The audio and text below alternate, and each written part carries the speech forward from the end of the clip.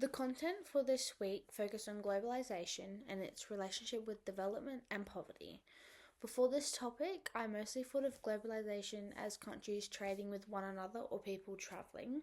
However, the lectures and reading show that globalisation is much broader and includes the movement of people, money, technology, culture, ideas, and even environmental problems like climate change.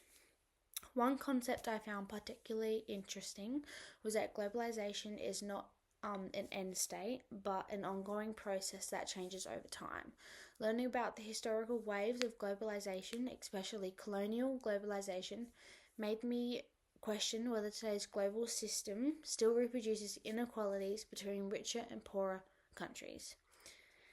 In the reading by Ian Golden, globalization is presented as something that has helped to reduce global poverty,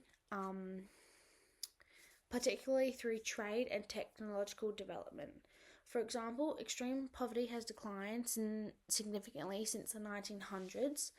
However, the lecture also challenged us by showing that inequality within countries has widened and that the benefits are unevenly distributed. This raised an important question for me. Does globalization create more winners than losers? I think the answer is complicated. While some countries and communities have gained jobs, investment, and improved living standard, others remain trapped in poverty or vulnerable to exploitation through low wages, environmental degradation, or independence on richer economies. The reading by Katie Willis also highlighted that development outcomes depend on political decisions, not just markets.